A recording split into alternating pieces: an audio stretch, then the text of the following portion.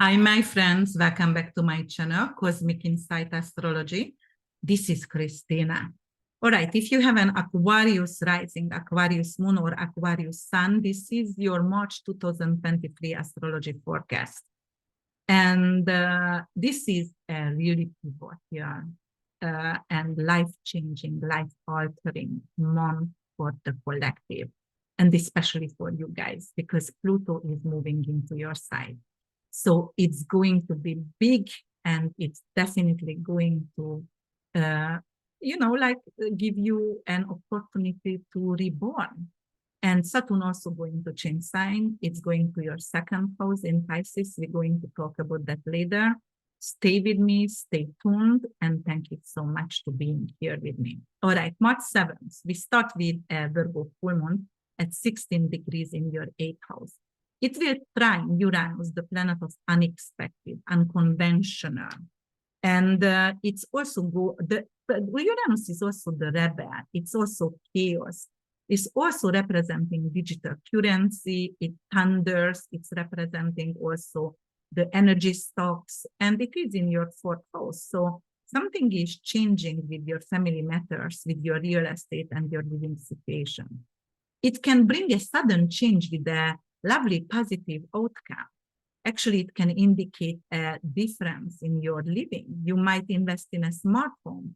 It can indicate an ending in an investigation, perhaps some completion in a will or a trust. So the full moon actually transits your 8th house. The 8th house is your shared resources. It's your loans, insurance, taxation.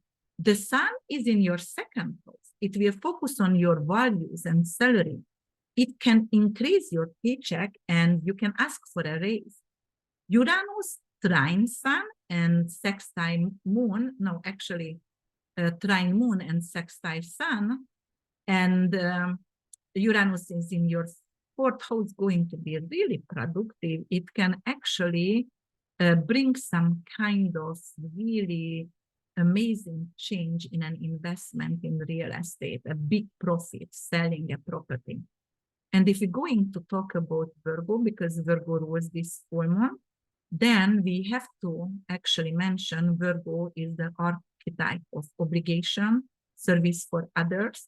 Virgo loves routine and really productive. So Virgo ruled by Mercury, and Mercury actually right now it's in 4 because it's in Pisces, it's across the moon, right?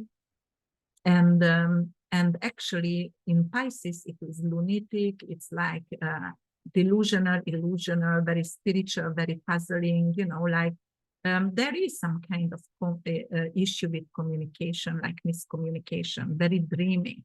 But, it's good to write and it's good for creating some art with Mercury, because Mercury could be craftsmanship. And because Pisces could be something with art or, photography, it could be definitely good. So if you want to invest in photography or, buy something which is a digital camera or something like that, it would be great because later on it will bring money in for you. And Saturn going to join this free planet over here and going to be part of the stellium in your second house. So all the emphasis is going on your values and your wallet, right? So it's going to indicate, for example, Saturn in the second house, you don't have to scare about that. It could actually help you to save money. You're going to be a little bit you're going to save money with Saturn in second. You're going to sort out your business, your spending. You're going to be more restricted and more diligent for sure. You're going to be committed to save money. So the full moon actually squares Mars over here, and Mars is out of bound in Gemini for 7 months. It's crazy. It's bouncing off the ball. It's argumentative because of that. Air sign is going to put feed the fire here. So it's in your 5th house. So some kind of issue with your children, with your lover, and it could actually be some kind of deep related karmic issue with them. It could be something about inheritance. It could be something about the way they're spending money. And, they take, and it's going to annoy you. And you're going to have finally a verbal conflict with them, redirect them, or adjust the situation with them. It could also indicate some kind of conflict in investment, because those three houses, actually, all of them is covering your finances. So second and fifth and eighth, that is inheritance and other people resources, that is your own money wallet. And that is over here, investment. So there is a conflict over here. You might have lost some kind of stocks and you are really annoyed and you are scared and angry. And on the 11th, I see Juno entering Taurus, your fourth house, and on the 16th, Venus will ingress. So definitely over here, I see a renovation of your kitchen, your house. You're going to make it more luxurious, more comfortable. You're going to have a family reunion, perhaps, and make everybody really welcoming and comforting others. Definitely, you can redesign your house. On March 19, Mercury finally leaves Pisces and going to Aries. And Aries is your third house of communication, export, import, transportation. Actually, that is transportation and study in trading schools or study astrology. Invest in metals, for example, or copper. So yes, Mercury coming over here, and it could be like doing a lot of short distance traveling, but in Aries, you will have to be careful because Aries is speedy. And, it could give you some kind of speeding tickets over here. And then the sun will ingress also Aries as well. So that is, the house of commute, short distance traveling and communication. So everything is going to be around your sales and around your communication. You will be impulsive. You're going to be more assertive and saying the truth without any regret over there. So, then on the 21st, we're going to have actually a new moon on the world axis at 0 degree Aries, which is really karmic. It's a new beginning. So over here, you might going to start a new workshop, or you're going to start a new school, online school, or you might teach on online school, or you're going to get an opportunity to change your neighborhood or study something. But that's, I said, it's not high education training school, but it's going to be beneficial because it's going to support you financially later on. So definitely that's there.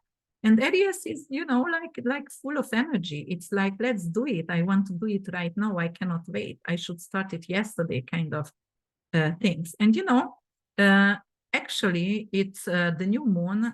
It's going to sextile with Pluto. So it's going to be really good for you because it's giving you an opportunity to transform yourself. You might want to actually transform yourself the way your business is. So you're going to change the profile. You might going to have some kind of surgeries.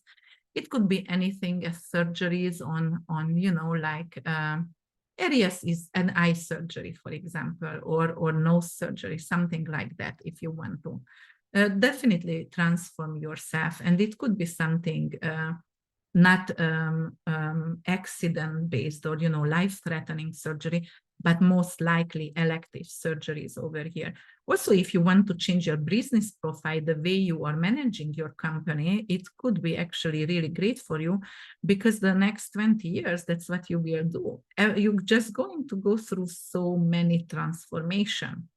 And you're also going to actually attract a lot of influential clientele into your business. So those are powerful people who are coming in, but people who are humanitarian, people you can build a tribe with. So that is really good. People you can mingle with. That's going to be really good for you. People who are unconventional, who are future oriented, and are looking like you might invest in artificial intelligence, for example, robots at home. Yes, that's definitely there. And yeah, so then I'm going to talk about a little bit about Mars, because Mars is also going to leave your fifth house finally. So no more conflict with a lover or no more conflict with children.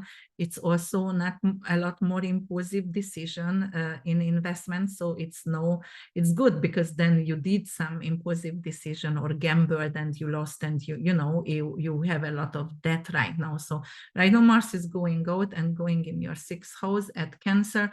So you have to be careful a little bit on the breast area because Cancer is breastfeeding, nurturing over there. So yes, careful with that. And then also what I wanted to say, and the sixth house, that could be something like some kind of health issues, but it could be some kind of issues with your, not lung, but I would say chest, and it could be some inflammatory issue over there. Or you know, if you are actually breastfeeding, it could be some kind of issue with breastfeeding. Yes. Okay, what else could be there? Like it could actually, you have you adopted a new dog and your family doesn't agree and it brings in an argument. Or your roommate is actually not that nurturing you thought. It could be very bold for you, and you know, it could be like, you know, I wanted somebody peaceful, but this one is so active, it drives me crazy.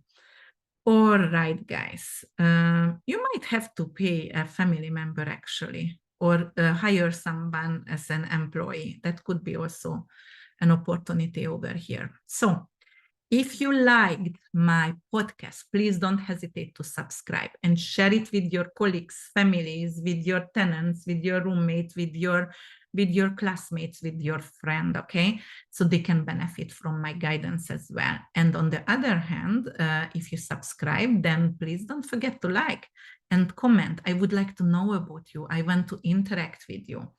And then on the other hand, if you would like to get a reading with me, you can check out my website, which is www.urbanwitch.org. And the promotion over here, which is like, I finished my first book. It's publishing right now. It's going to be available in Kindle and Amazon and all the big stores, bookstores. The title is Let's Talk About That. It's talking about all the 8 house matters. It's not an astrology book. 8 house matters, taboo, sex, death. Actually, it's about religion, reincarnation, which is not 8 house matters, but everything about taboos, like abortions and reproduction, okay? And bullying and racism and massive shooting, the evil itself, but how to cope with it. And it's wrote, I wrote that for teenagers, 10 years, 19 years old, who has nowhere to turn to. They don't know where to get their information. That's a sex and death educational book that they can get the information from the right hand, and you know, they can do their own research as well, but that is through a little nice story, and it's radical honesty over here in my book. And I wrote it with passion and knowledge and you know, good intention. So please support me and buy my book and give me a really good review on Amazon. I would appreciate that. Thank you so much, and thank you for your attention, and bye for now. See you, friends.